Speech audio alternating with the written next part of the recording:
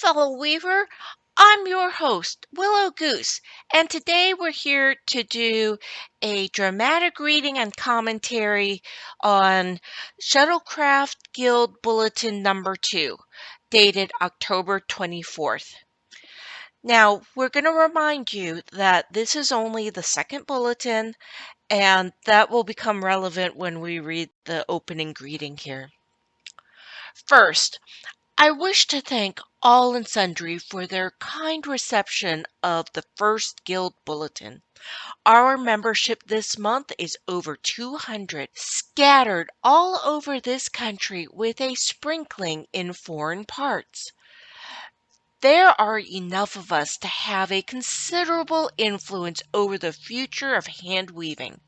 If we stand together for good craftsmanship and work out among us the problems of the purchase of materials and selling of finished fabrics, we shall be doing a valuable work, not only for ourselves, but for all others in the field. Now, how in 1924, when you have no internet, mail is slow, how did she get 200 members in 1 month? Okay, I can't even imagine how she got 200 local members. And she says there's a sprinkling in foreign parts. So that means that there are people outside of the country who are joining this membership. How did she get the word out is beyond me. So clearly we're missing part of this story, and if you know that part, please comment below and let all of us know. But I will say that it's rather interesting that she got off to a very strong start, and let's continue on. I believe there is more money in the making of dress fabrics than in any other branch of the hand weaving industry. I have many among my correspondents who have done excellently well at this work. Now that's interesting, that back then you could actually make money weaving dress fabric. Can you imagine how much yardage you have to weave to make a dress? And we're not only talking about some little mini skirt here. We're talking long sleeves, billowy skirt, all the way down to the ankles. We're talking a lot of fabric here, folks. So, uh, to imagine that there's more money in doing that than table linens, curtains, or other things, can't imagine that.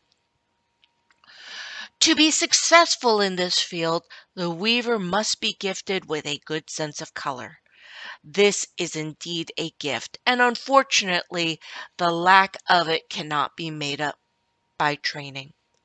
A person without the color sense is better advised to choose some other line of work than this, for color is of first importance here. So we will agree with her that color is not something that you can really learn through training. Now, I do believe that training will help you gain a better color sense, and training also helps people who have a natural gift at it get better. But there is a certain point at which you can take a training, you can memorize the rules, but if you do not have a natural gift, we're going to agree that there's a certain amount that is your natural skill versus something taught. But to say that a person without color sense is better advised to choose some other line of work, that's interesting because we did read ahead a little bit where she talks about hiring people to move the shuttle back and forth. Now, clearly, if you're going to design the fabric, you need a color sense. But you don't need color sense to warp the loom. You don't need color sense to move the shuttle. So, not sure what context she meant by some other line of work than this. If she was really only talking about the design of the fabric, or if she was talking about the physical making of the fabric. But while we agree that color is very important in the design, not so much in the actual execution and the weaving of the fabric. So wish we could have asked her about that comment.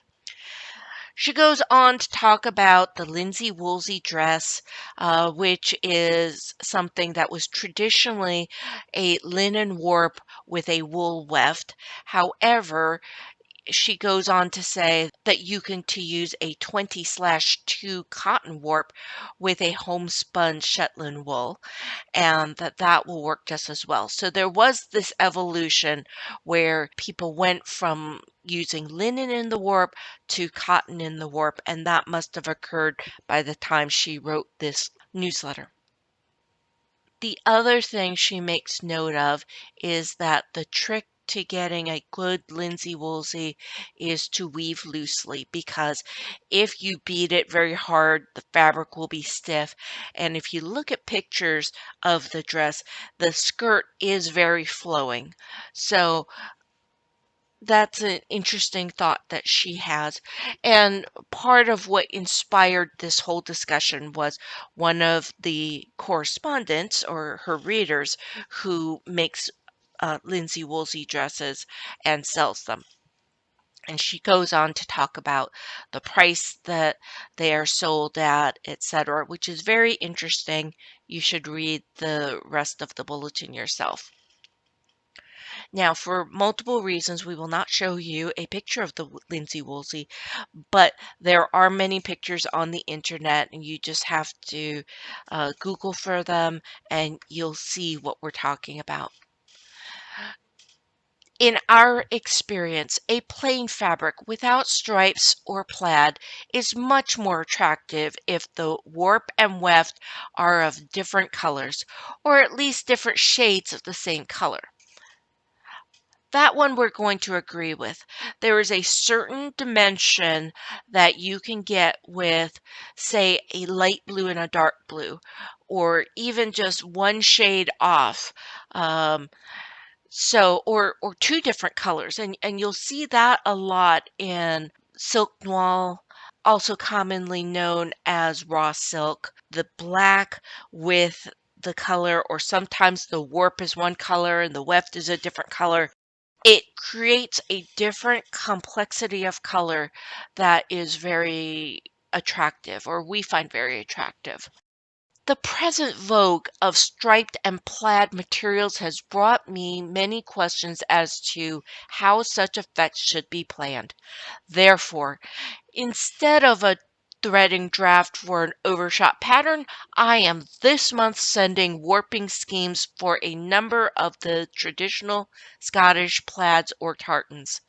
The colors used for these plaids are practically the same shades of red, blue, green, and yellow for all patterns, the shades of the samples enclosed. So we assume that maybe she provided samples of thread in her bulletin, and she does go on to list out different widths of stripes to copy. Tartans are always, as far as I know, woven in the twill weave, but we can use the plain weave if we choose. The twill weave gives a firmer material than the plain weave. Signed, Mary Atwater. Now that was a relatively short bulletin, but rather interesting. And if you go on to look up some of the historical information, it's actually quite interesting. And we would encourage you to do some creative Googling and look around. So we hope that you have a happy weaving day. Bye.